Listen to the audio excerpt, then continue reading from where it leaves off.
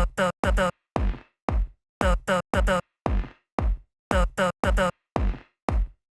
Fancy. Wise. Fancy.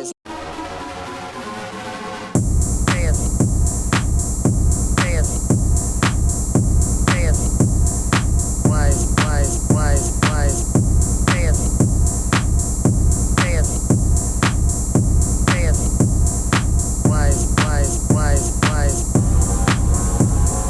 So saith the wise among them.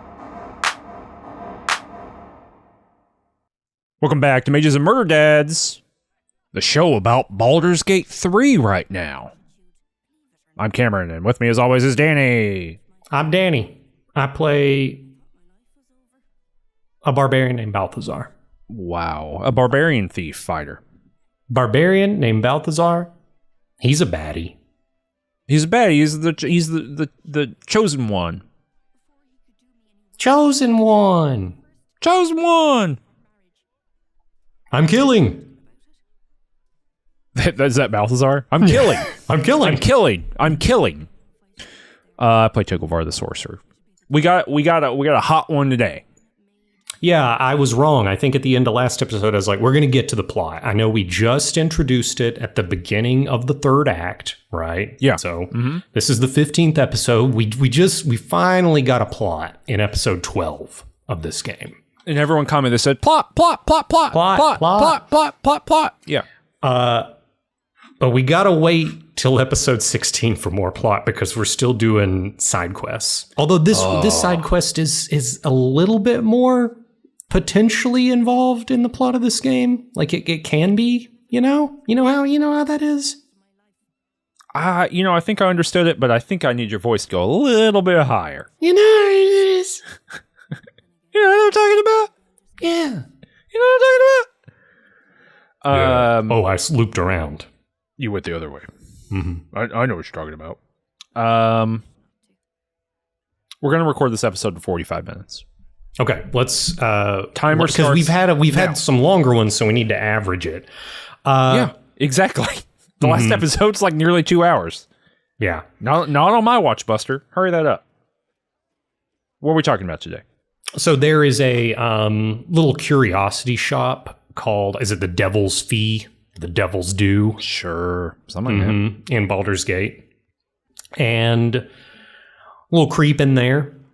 The creep recognized me because apparently I interacted with this person before, this Diabolist, this Blizzard fan, before I lost my memory because I apparently had previously arranged breaking into one of the circles of hell to steal an artifact. What? Yes. You're the person who did that? Yes. I think I already knew that, actually. I think we've already discussed that. We may have, but still, it's shocking. It is shocking that you were involved in that. Here's the thing, though, Cameron. It's shocking that your character wasn't. Yeah, you're right. That is more the wow, that's weird. Wow, they let me choose at the beginning to opt out of this? Cool. Yeah, really at the beginning, it should have been like custom character, Dark Urge, all the origin characters. And for custom character, there should have been a toggle. Does it matter or not? Yeah. Or it could have been an optional background. It could have been the most important person in Baldur's Gate, and the other option could have been Dirt Farmer. Yeah. But implicitly, Larian has forced us all to click Dirt Farmer. Mm-hmm. So we don't matter. Yeah, you don't matter. But anyway, this person knows how to get into hell, and why would you go to hell? Well, if you had spoken to Raphael earlier in this act, in his little suite above the bordello, you find out that Raphael has an artifact in his abode, which we briefly teleported to in the first act when we were introduced to Raphael, that could potentially free Orpheus. And, if you've got some Githyanki sympathy, by way of, who's that fellow's name with the funny haircut? Kevin. Kevin. Kevin? Kevin Voss. Yeah, Kevin Voss. Kithrak Voss. Yeah. Then maybe that's particularly interesting to you. Or maybe you just, maybe it made you squirm and uncomfortable seeing Orpheus all bound up in his little, magical prison. Maybe that doesn't sit well on your conscience. That he's in a little D20, a novelty D20, and he's protecting your psionic energies against his will, right? Mm-hmm. So those are all potential motivations. For Balthazar, it's just like, go to hell. Maybe there's some cool stuff. Notably, Balthazar promised, I was like, hey, if I find the gauntlets of Hill Giant Strength, I'll let you have them. I told that to the Diabolist. Yeah, because she wanted that. Yeah, she's got a fridge in the basement of her place. It's too heavy. It's too heavy. Now, the Diabolist that you meet here is not Raphael's assistant, right? Is that true? It is not. No, this is a third party. It's just kind of a fixer. It's somebody that knows how to infiltrate the hells, which is apparently like very secret and hidden knowledge that you would need a note and a and kind you of need like a note. You need a note to go. A gem, a coin, a candle. Yeah, well, it's not just like getting to the hells. It's that Raphael's house, the House of Hope, is like a prison and a museum and his special secret place. You know what I mean? Like, it's not just like getting to the hells is hard. It's like getting to breaking into anyone's part. house is hard. Yeah. Breaking into a house on the other plane of existence might also be hard. Yeah. So it's not just interplanar travel, it's interplanar travel and get past whatever active security mechanisms there are that would probably prevent this kind of stuff. Because otherwise you just have chaos demons warping in constantly, right? Yeah, and Kithrak Voss wants us to go there because there's a hammer there, like you said before.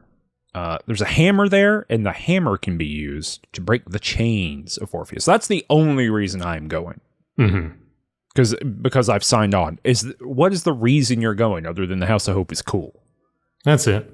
Okay. That's all you got? That's all I got. As far as plot implications, absolutely nothing. I'm going to be totally honest with you. The gauntlets of Hill Giant Strength. But you got to give it to that lady. I'm not going to. I'm going to lie. I'm going to break my promise. I'm a baddie this time. This is a real weird thing about that. Is I'm pretty sure I told her I would give her the Hill Giant Strength gauntlets too, and I never picked them up, and I don't think I ever gave them to her. Yeah. I don't think it mattered. Well, I think that you are only required to give them if you find them and pick them up. So, obviously, if you come back empty-handed, you're like, sorry, didn't find them, right? And kind of there's fringe on this flag. Yes. Kind of interpretation of what an agreement is. But I think it is very much, once I get back and she's like, hey, you got those Hill Giant things? I'm like, well, I just broke into hell and like fought and killed like the devil of the house. So what are you going to do if I don't spoilers? I can't believe you would say what happened there. You got to do a little puzzle, I guess. You got to read a note and you got to put all these things in the right spots on a big old portal pad. And then you do that and the portal opens, you step on in there, you go to hell. Yeah. What's down in there? In the House of Hope where he lives. Hope. There is a lady named Hope. There's a lady named Hope, and I'm pretty sure she is actually Hope. You think it's like a Pandora style? Like your Hope itself? I think so. I think this might be like in the same way you could meet Timora, right? And I met Lady Luck. I think that this is Hope herself, like in a demigod or pseudo deity of some kind. Pseudo deity, eh? Personification. I don't know what I forget the official. Yeah, you don't want to mess this up. We don't want an ASMR demigod situation here. Mm-hmm. Hold on. They might be lesser deities. All right, check it out. Do a little Google. There is a time limit on this episode. Yeah, they are categorized as lesser deities. Interesting. Mm-hmm. There are men. Oh, actually, it isn't pseudo. There are quasi-deities, demigods, lesser deities, intermediate deities, and greater deities. Uh-huh. So yeah, after the second sundering, a lesser deity is in between a quasi-deity, but below an intermediate deity. Uh-huh. Yeah, you love it. Do you feel properly educated now? I do. Okay. You're like 45 minutes, tick-tock. I'm literally tick-tocking my finger back and forth the whole time you're talking like a human metronome. Mm-hmm. Keeping perfect time. Mm-hmm. You go down in there, and she's going through it. She's kind of a little bit like I don't know, like young adult novel crazy. Yes. You know what I mean? Big quotation marks around crazy, right? She's like a little kooky. She's hearing voices. Oh, he's coming. He'll hear me. But right? Like in the dramatic way that you see in media where she is able to occasionally, quote unquote, break out of it and then speak to you directly before she's then like succumbs back to the, as you said, quote unquote, craziness. Yeah, she's helping out the Doom Patrol, occasionally. She's in some One of the Sandman volumes, I'm pretty sure. Yeah. She's that kind of thing going, stereotype, trope, whatever you want to call it, right? Zone. Yeah. And basically the idea is like, you can talk to her, and like, I think I could be pretty open, and to be like, hey, I'm here to steal this hammer, the hammer of Orpheus. Mm-hmm. What's up? And she kind of gives me the rundown. Hey, you can do this, but please let me out too. And I say, okay. And then you just kind of walk through the place. The House of Hope, best dungeon in the game. Okay. I was wondering when this was going to come out. This was, and also in terms of like best dungeon in the game, but also one of a dwindling number of places that could even be categorized as a dungeon, right? Mm-hmm. Yeah. So you can't rest here naturally, and also it's like you can't escape. Like once you go in here, I think that the dramatic stakes of the whole experience rise because it's like you're in a heist, and until you get the thing you're here for, you're in it, right? No, I have a question for you really quickly, actually, before we talk about it. Raphael offers you a deal, which is like, I'll just give you the hammer if you do what I want you to. Which he wants the crown, right? Yeah, the crown of Carthus. We'll talk about that in the next episode. Mm-hmm. We'll talk about it more in the next episode. Can you just accept that? Is that like a viable ending to the game? Yeah, you can accept it. Okay. So you could just miss this entire thing if you wanted to, just by aligning with Raphael. Correct. Okay. I'm pretty sure you can align with him, but then still go in here and break the deal. Mm-hmm. Oh, got it. Kind of go behind his back a little bit. Okay, that makes sense to me. Okay, so you kind of wander through. Tell me about the highlights of this, about the House of Hope here. And it's like a big opulent, pseudo-Victorian, maybe Edwardian manor. Yeah, so cool little room where you get to see Raphael's portal room of like all of these various places, including Icewind Dale. Like go to Waterdeep. He's got a portal to Waterdeep. He's got a portal to a lot of different places. Can't use any of them, but I liked that touch. Like the idea of Raphael's got deals everywhere. Mm-hmm. Kind of a true devil of the world. So I like that. But really, after you kind of go around a little while, a thing that you're eventually going to find is you can kind of like go outside the manor and you see like this endless field of lava and magma, right? Mm-hmm. And you can work your way up along a cliff and you can make your way to his private chambers. And there is one of the wildest NPC encounters in the game. Like full stop, I would say, to the point where there weren't many moments where you, I think, first thing just went on Discord and like messaged me, like, did you see this yet? Mm-hmm. And you did it with this, and included some pictures that we can't post. How much effort are you going to put into censoring this episode visually? I don't think it is as gratuitous. In this playthrough. Gotcha. And the reason I say that is that I believe one of the first things I sent you, the reason that I sent you initially, is that in my first playthrough of the game, I got a full from behind in between the legs shot of my protagonist character. Gotcha. It is the only time I have ever seen balls just by themselves. Yeah. Like agnostic of a penis, right? Just in the shot ever in a video game. Balls and taint, right? Well, no, it was just balls. Just balls. Right, because everything else is hidden. So because it was like a from behind shot, and just the character was at just this right angle. It truly is unique in its presentation. Media. Yeah. Well, I guess we should introduce this character. It's Harleep that's lounging in Raphael's quarters. Yeah, and Harleep is Raphael spelled backwards. Oh, and Harleep is like a it's not a, when we say doppelganger, you immediately think of like the entity of doppelganger, but it is a clone of some kind. It is a facsimile of Raphael.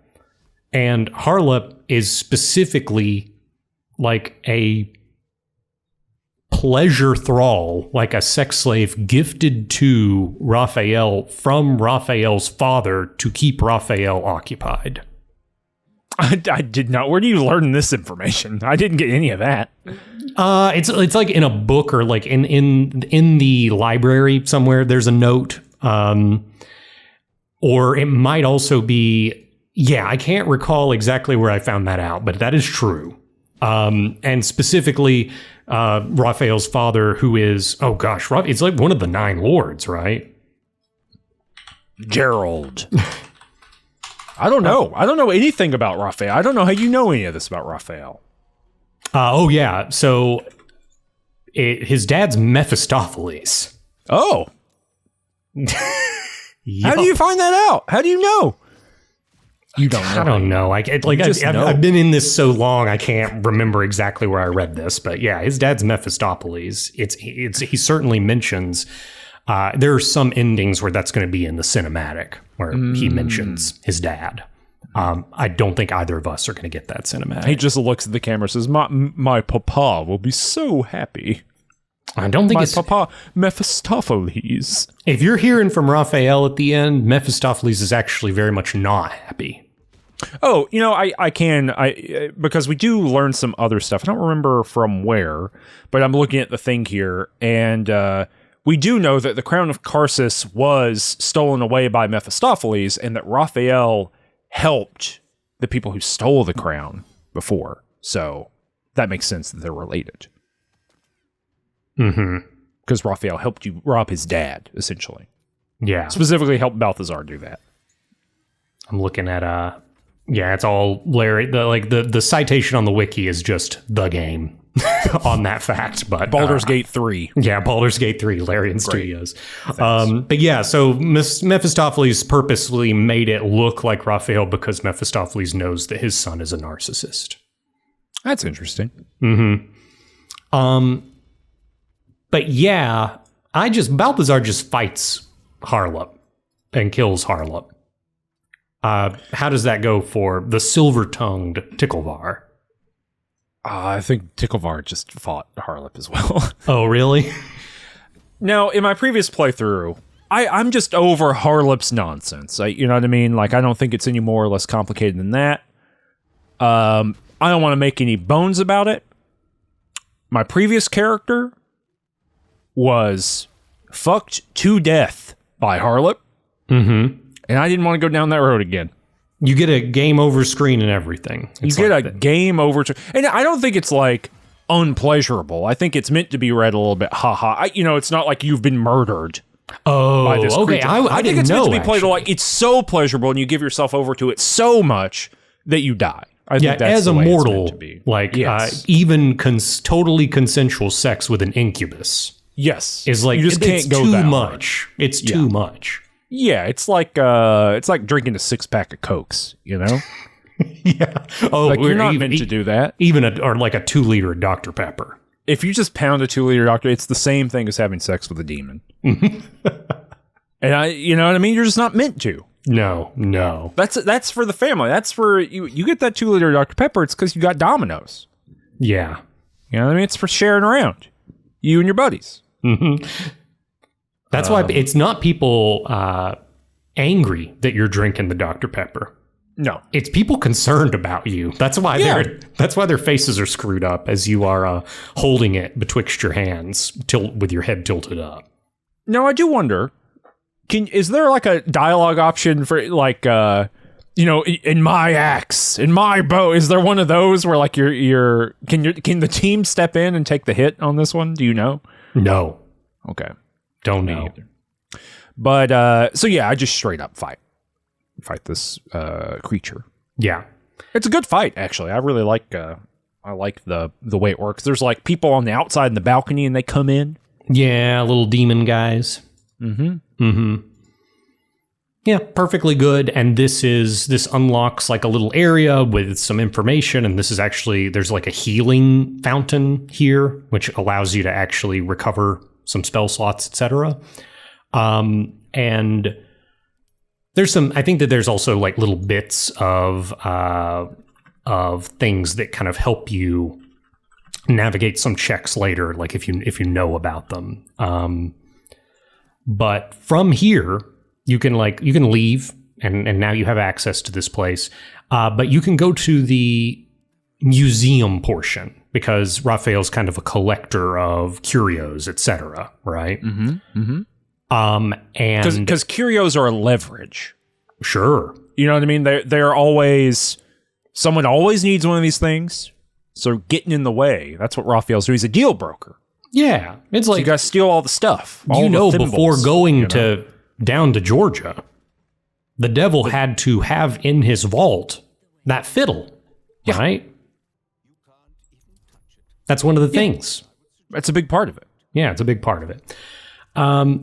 So there's a bunch of curios here, and there's this like archivist who I guess if you've got curios in your manse, you probably do want to have on retainer an archivist to like saunter around and I guess a little bit security, but also a little bit just PR. Like when you have guests, you got to have the archivist introduce the object because it looks kind of self-involved for you to introduce the backstory of each curio, right?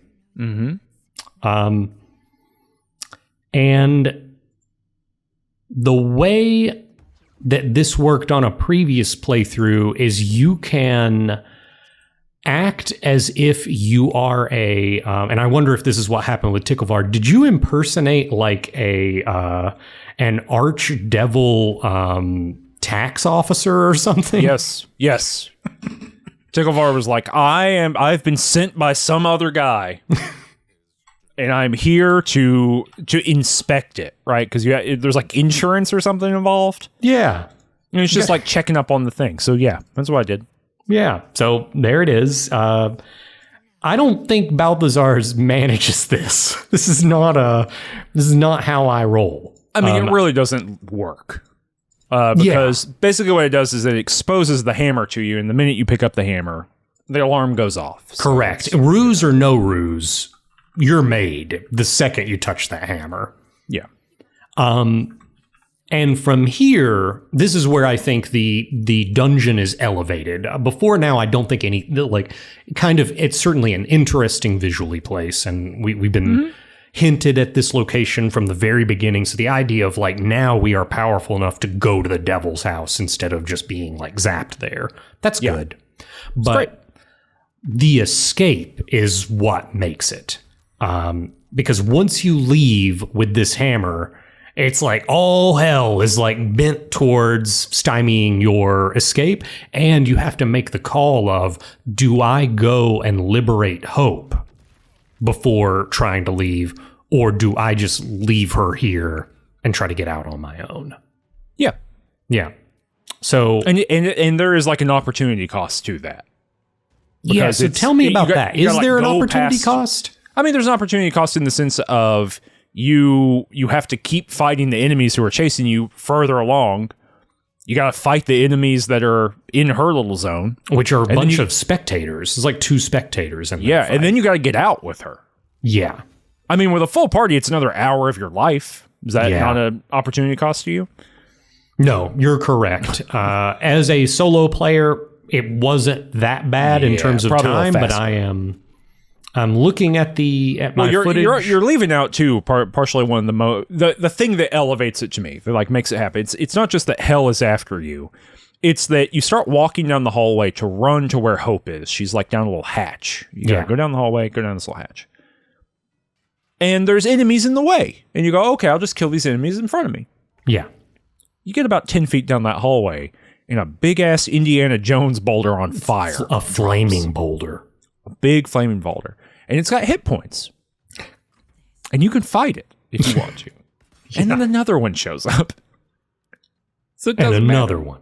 And another one. It's right. So you have to have this running battle Yeah. all the way down the hallway. And then you go down a little hatch. And then you got to fight two fucking beholders, two spectators. Yeah. It's great.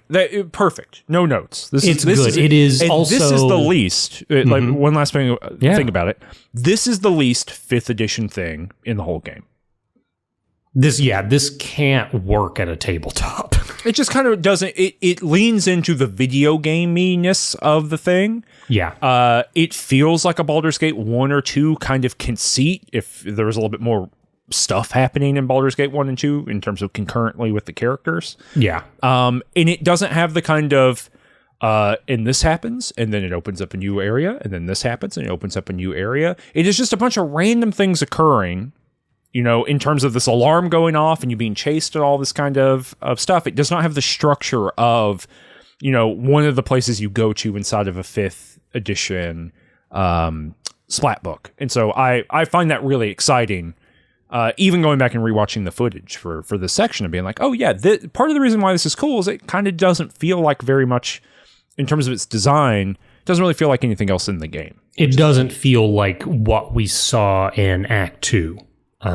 Like the big set piece fights there that did very much feel like straight out of a module. We are on the first floor, and this is where we fight the first big enemy. And Yes. we're on the second floor, and this is where we fight the second big enemy. And then we go to the third floor, that's where the big boss is. Yeah, none of that. Mm-hmm.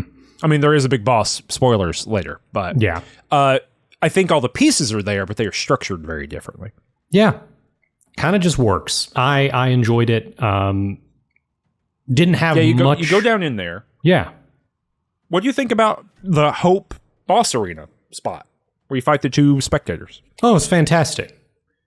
It's like two platforms. Two and platforms, She's yeah. chained, right? She's like stuck to a thing. Yes. And you got to like fly up or jump up or do whatever to unhook the thing. So you got to like avoid these beholders to the best of your ability. I mean, for me, you can. I imagine you can free her mid combat. However, I just killed the beholders and then broke the rocks afterwards. What did I do? Oh, because you need the Orphic hammer to do it, right? Correct. Isn't that the deal? Yeah. I did it mid. I think what I did is I got into the doorway, and then from the doorway, I think you can mostly Misty Step, or like 95% of the way Misty Step you're up there. Mm-hmm. And so then you could break one, and then I fought my way to the other one, and then released her mid-fight so she could help. Oh, nice. And they are serious about it being the Orphic hammer. Like, it being in your inventory ain't enough. No, you have to hit it with Yes. the Orphic hammer. Yeah. Yeah. Which I think, I respect it. Yeah, that's good. That's like proper game design to me. Yeah. Does it matters? Prove it. Mm-hmm. Yes. But yeah, not to, I think in large part because I've got that legendary trident, Narula. And so I've got like this extra jump ability, but also I can just fly because I'm half illithid. So I'm just can beat boop around. Every contract a devil makes has some form of insurance. This one is cast in infernal iron and was forged in deep, ruinous hellfire. That's the item description. Oh, that's good. It's the form of insurance. Mm-hmm. That's great. No. So did Raphael cage Orpheus? Why does he have the hammer? I don't know the answer to this question. That's a good question. I don't believe that Raphael was involved in the caging of Orpheus. I don't know. I took it to kind of just mean that, like, why wouldn't Raphael have the Orphic hammer, right? You can't do this to me. I don't know why he wouldn't. Yeah, like, exactly. I understand what you're saying, but yeah, if it's just like the tautology of the way devils work, okay, fine. Yeah, devils have stuff that's important. They got the MacGuffin. Okay. All right, fine. You hate it. I don't hate it. I just feel like there's a different answer to it. Yeah, sure. But yeah, so freeing Hope, we both picked up Hope. That's great.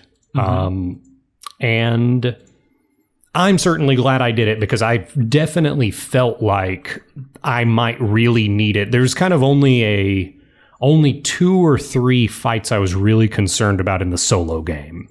And at the point where I got to the end of the House of Hope, where I'm like heading towards the chamber where I teleported in and trying to escape, what I was thinking was, this is, you know, I tested the end of Act 3 with a different solo character, and I knew it could work.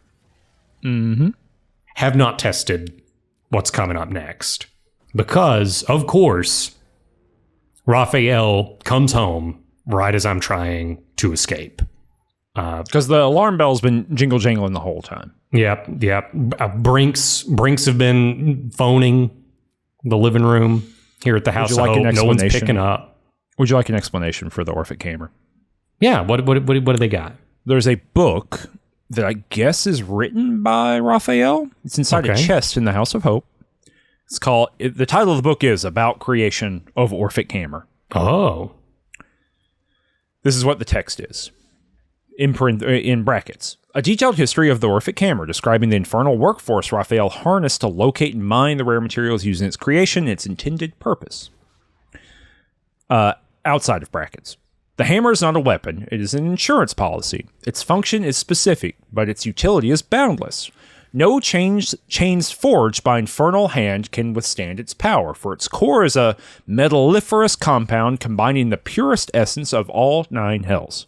If I should ever need to liberate the prisoners held in the iron city of Dis, to shatter the vaults of Nargis, or even to free the child of Gith, my hammer will be equal to the task.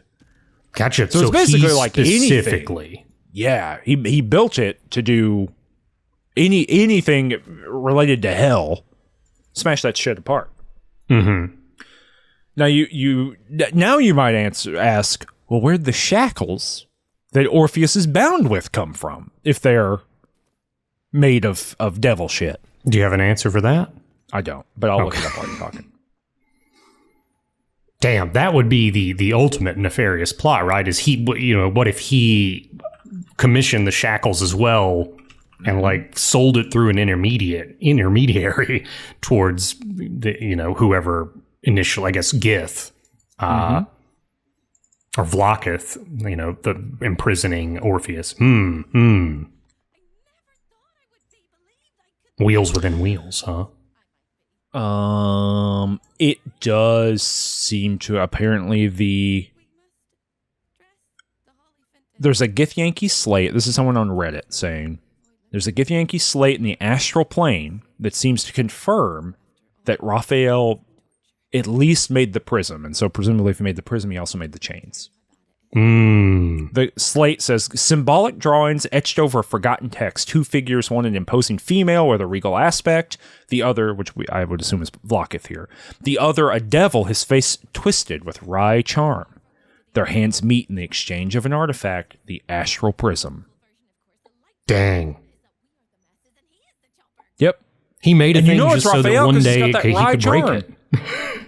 That's right. Well, you know, you invent the ship, you invent the shipwreck, you invent the astral chains that bind Orpheus, and then a hammer to smash it with.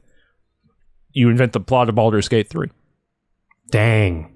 Wow. It's him. It was him the whole time. It's really kind of the game about Raphael. But anyway, the horns honking the whole time. You know, it's the you set the fire alarm off while you were cooking eggs. Oh, you know? God. And you know how that goes. I literally had to remove a fire smoke detector yesterday. You got to get the dish towel out, you know? If you set the fire alarm off in your kitchen on accident, you have been reduced to a 19th century peasant immediately. Yeah. You are now opening a window and waggling cloth at the sky. Like, that's who you are now. Yeah. You go back in time. You and all these goofballs eating dirt, cooking with peat. That's what y'all are up to. You're bonded in time. I talk about lesser deities. I get admonished. You're pointing at the clock. You opine on the habits of peasants and rags. Oh, everything's fine. That's just business as usual. Yeah, you're right. You're right.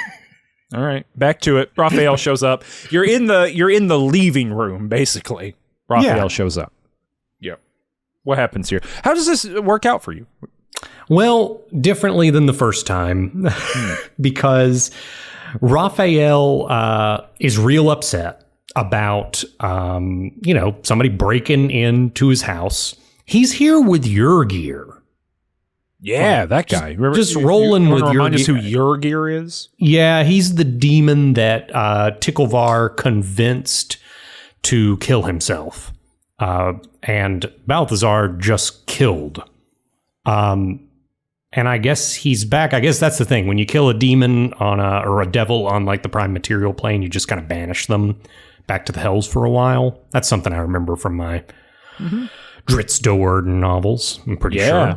Talking about Urtu? Yeah, exactly. They hate it. They don't like it. But, they're still around. So that's Yrgir's. He's hanging out with Yrgir. Maybe they're, I guess are they reconciled? They're coming back from a bar. They just had their beer summit. They did. That's right. Mm-hmm. They were sitting at a plastic picnic table. Yeah. They've had one fire wine brandy each. Nah, Yrgir doesn't drink, so it was an O'Doul's. That's interesting. Yeah. If you get an O'Doul's, you don't get rumors from the bartender, though. That's true. You get the bad ones. That's right, yeah. I have an opportunity to try to like convince Yrgir to join my side, and it's a 30 check that is not possible for me to make. So I guess it could have been done on a natural 20 because that's just an auto success in this system. But yeah, I don't, and I'm immediately thrown into a fight. How does this work for you? Yrgir is the most foolish creature to ever walk the plains. Okay. I convinced Yrgir to annihilate himself and all of his allies and his closest pet friend. Yeah. 10 hours ago. You know what I mean? In game 3 days ago. You know what I mean? It's not even that long in the fiction. Mm-hmm. We're there. He's with his buddy Raphael. They're his brand new old school buddy, Raphael. He says, "Oh, I'm gonna show you up." And I say, "But have you thought about not doing that? Because I'm here and I killed you. So I'm probably gonna kill Raphael. What do you think about that?" And he goes, "Okay, I'm gonna kill Raphael too." And now he's my guy. Fool! He just, I think I recalled the dialogue being like, "Man, I just admire the guts," right? It's something like that, yeah. It'll be on screen if people want to see it. It's truly the D&D like charisma check moment, right? That sums up the absurdity of these of this kind of system. Yeah. I mean, it's fun. It also just shows like what an ineffective creature he is, because obviously you're not going to see the full fight, because the full fight takes, I don't know, half an hour, 45 minutes or something that goes on here. But he just wanders around going visible and invisible over and over again, and occasionally doing like 7 damage to Raphael. Yeah. You know what I mean? It's just not...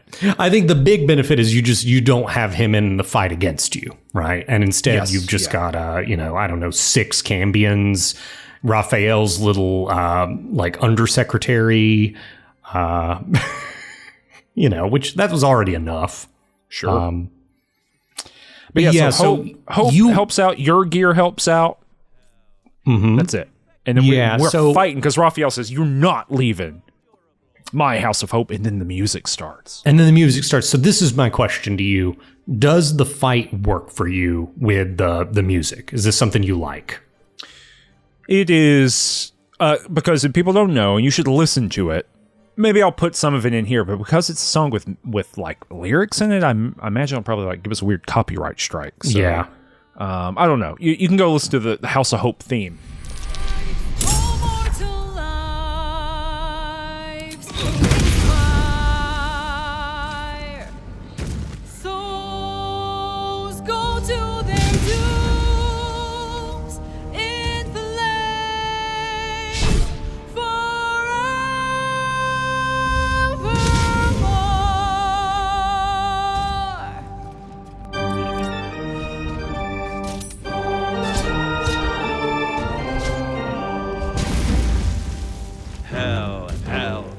Has its laws, hell, effects and the cause, curtain falls, but hold your applause, squirm, but now down here come the claws.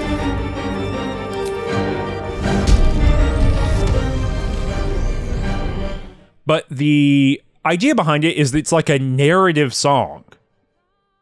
It's some Broadway stuff, dude. It's, yeah. But, You it's are a storytelling song. It is Broadway style, and it's like a Raphael character who is saying like, "I am a demon. I'm very bad. People don't like me. It makes me sad." You know, like he's doing that. And then there's this like really powerful, I guess it's meant to be hope. Mm-hmm. And it's got this like very effusive chorus.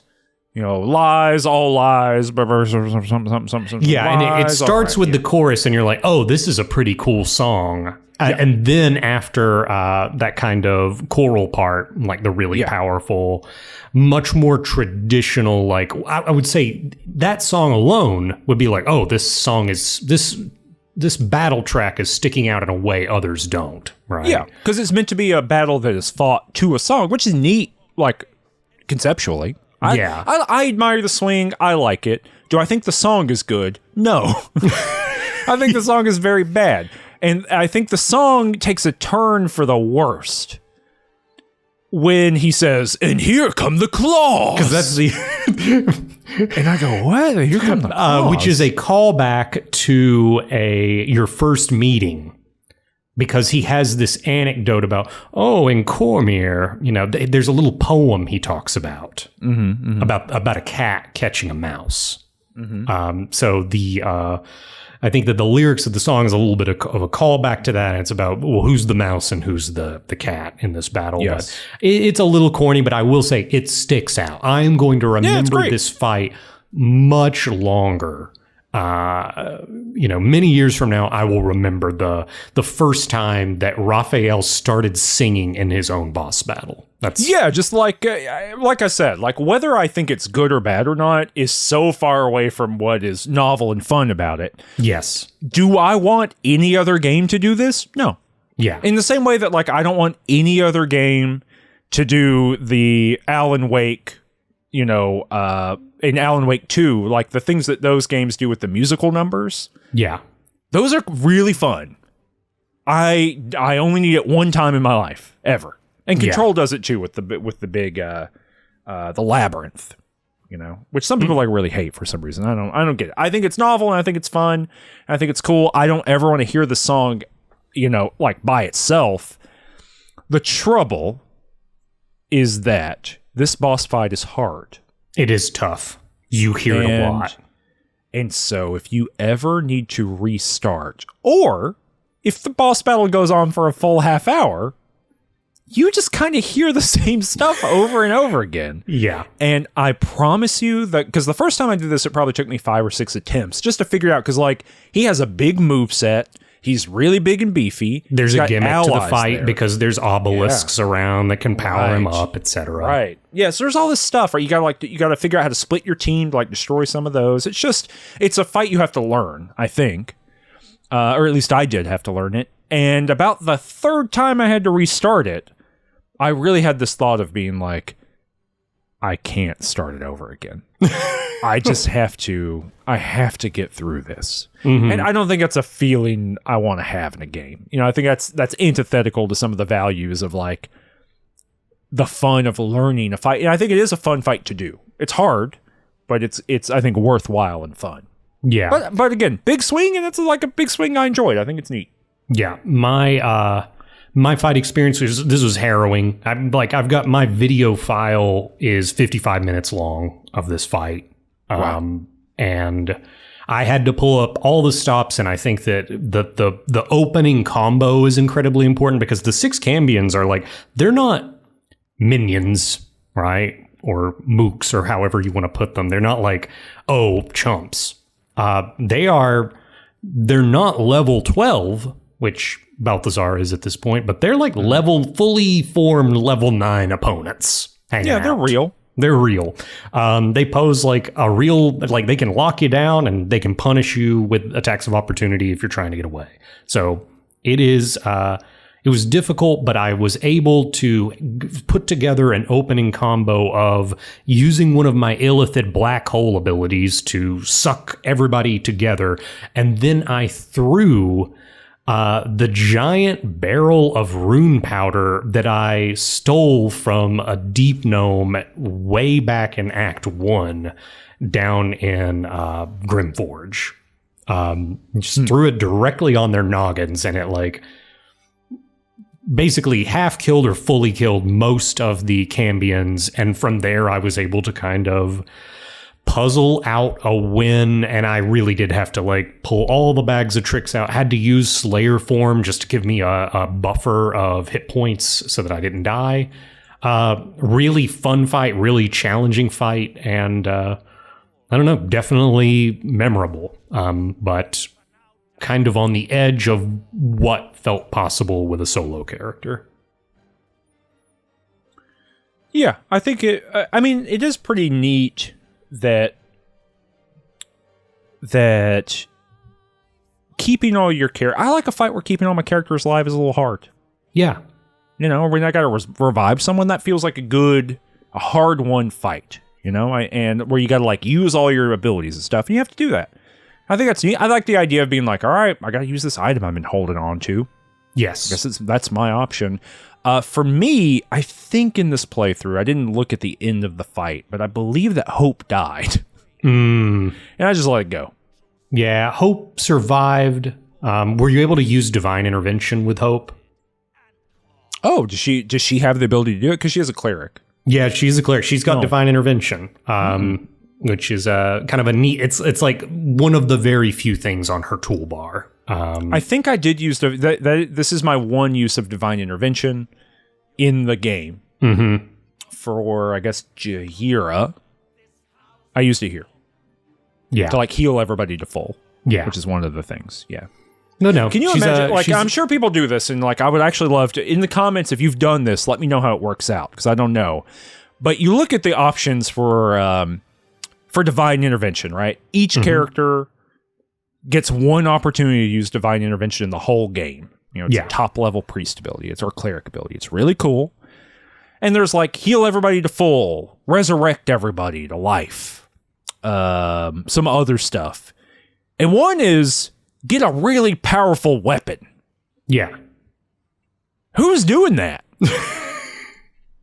Who in a game where like you got powerful weapons falling out where you could, from the behind spot where you can see people's parts, from a certain vantage. You got swords, you got pole axes, you got hammers tumbling out of there.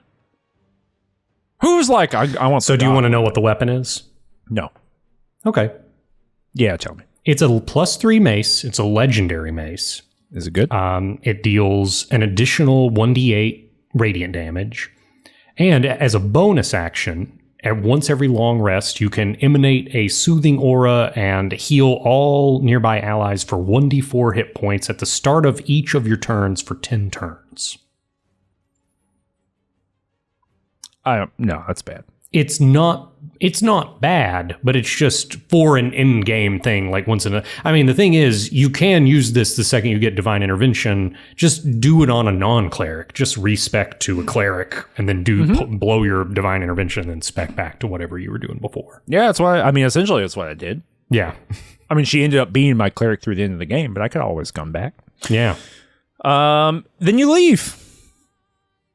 You leave, yeah. You got And the thing. Hope won't leave with you. No, She because does she's stay. got hope. She's got hope things will get better here in hell. Yeah. Bad. You don't want to do that. House of Hope is excellent. It's fun. Yeah, it's a good dungeon. It's a great... I like that it's optional at the end, but I would just highlight, like, at the point where you've already put the time into getting characters to level 12 or whatever, it feels like a can't miss in BG3, to be honest. It is the only optional quest at the end, other than if you have Jaheira going to Jaheira's house. I think you should do that, especially if you're a fan of Baldur's Gate, the franchise, right? Yeah. But that is like truly optional in the sense like you might not have Jaheira. In terms of everything else, all things being equal, you can spend your time on anything. I think House of Hope is required. Yeah. You know, like I just think it is the top tier, S tier stuff in the game. So I would encourage people to do it. Even if you heard us talk about it, it's still worth doing. But yeah, phenomenal content. It's good stuff. What are we doing in the next episode? Oh, do you not want to talk about the bonus dungeon that I did that you don't know about? Oh, yeah, I forgot about it. Yeah. Yeah, so I just want to clarify, no kayfabe, right? Yeah. Do you know anything about the Wyrmway? I don't know what you're talking about. Okay, you literally don't know. That we're in for a treat. I'm not going to get too into detail because you didn't do this stuff, right? So I'm just going to give you the broad strokes. This is not something that I could have ever found out in this playthrough, but I knew that you would... Well, I've known for quite a while that you weren't going to see it because the only way that you can even get a hint of this location is through Will's quest and like talking to his dad, right? Ooh. Okay. So underneath the prison, there's like a dungeon, right? In the Flaming Fist headquarters. And you need to deal electrical damage to 2 torches, to 2 sconces. And if you do, a hidden dungeon opens up. It's called the Wyrmway, and it's a little puzzle dungeon, and it's all like Baldurian themed. So it's about Baldur and like his escapades, right? Huh. You remember Baldur? He's the guy with the gate. He's the guy with the helmet. Yeah, he's the guy with the helmet. Well, you're talking about Baldurin. Yes, Baldurin, correct. The namesake of Baldur's Gate. Yeah. Yeah. So what do you know about this fellow? He did a bunch of violences up and down the Sword Coast. Mm-hmm. He made the city in order to control the port that was there, the bay. Yeah. He was a hero of legend. Yep. That's about all I know. Yeah. So there are some little puzzles about like, oh, look, how just he was, how brave and smart he was, etc. I'm not going to get all those things. I'm not going to get too far into them. Like, there's a chessboard puzzle. Yeah, there's a reason I didn't do this.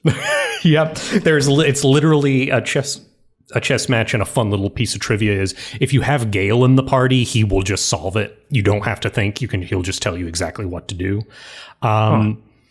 But after you solve all those things, you can proceed into the final chamber, and there is Answer, the dragon friend of Baldurin.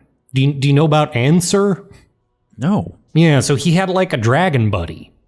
And this is mentioned in some of the lore of the game up until this point. That like Baldurin was last seen like departing Baldur's Gate with his dragon friend, right? Mm-hmm. Riding on top of his dragon friend. Okay. Dragon wakes up and reaches out to you and is like, oh my God, is that you? And the Emperor is talking to you from the artifact and is like, oh man, this is awkward. The Emperor is Baldurin. What? Yes. How? Well, Baldurin, canonically, before Baldur's Gate, was a human. Yeah. I think that they've had to... But like hundreds of years ago. They've had to retcon him to be an elf now. Huh. So yeah, Baldurin... Here's the story. So the Emperor is an elf? Or a half-elf. Baldurin... And he has no history before this... This is bad. So Baldurin, and the Emperor's story is somewhat true that he tells you, right? Baldurin, he was Baldurin. He founds Baldur's Gate. He is best BFFs with the dragon Answer. He's kidnapped by the Illithids and is turned into a mind flayer. He returns to Baldur's Gate. After he founds the city of Baldur's Gate. Yes. And governs it for like 1 billion years. And becomes like an elder statesman of Baldur's Gate. And like builds a mansion. Okay, so there's kind of like him before the Illithid thing. Uh-huh. No, I know. Yeah. Yes, okay. So he comes back, he's an Illithid. Him and Answer try to find some solution or cure to being a mind flayer. When they discover that there is no cure, Answer tries to mercy kill Baldurin, and Baldurin kills Answer. At least this is the story according to the Emperor, aka Baldurin. Mm-hmm. Yeah. So anyway, it's a big dragon fight. There's like, you got to get behind cover at certain points. And yeah, this is a thing. There's a bonus dungeon that reveals that the Emperor was actually Baldurin the whole time. Why? It truly is the least restrained thing. Like, oh, we've got an important character. Is there any way we could reach back into the lore and make him more important? It could be anyone. It didn't need to be like there.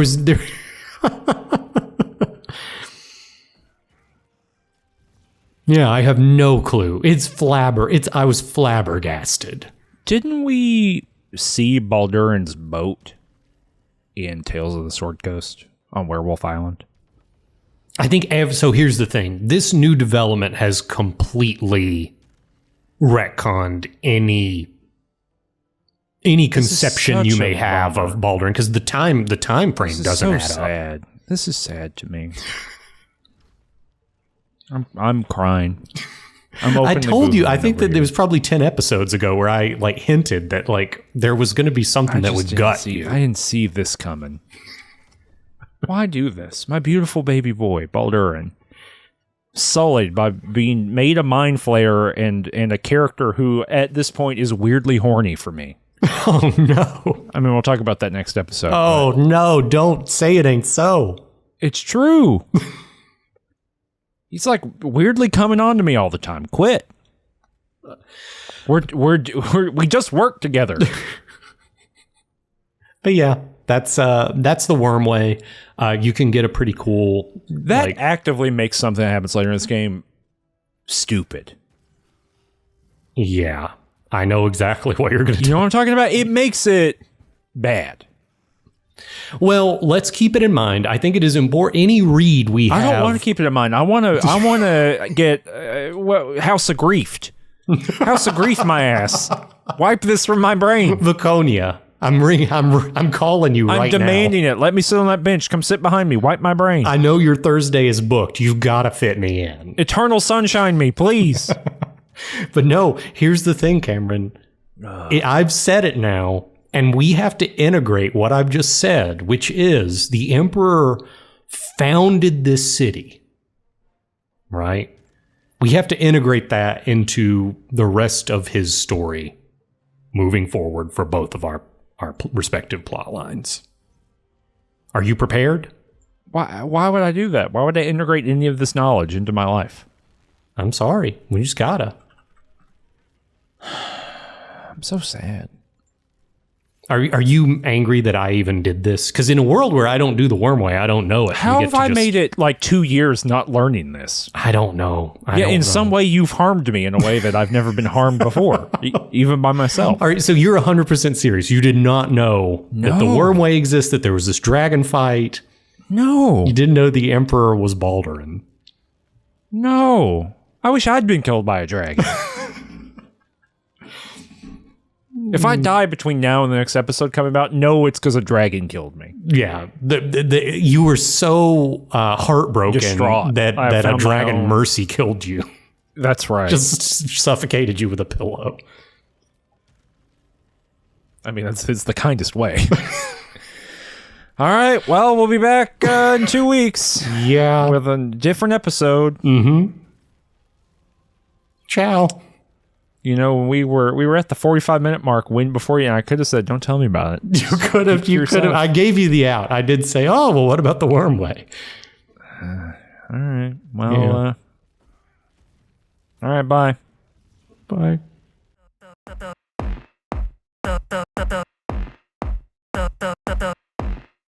Wise.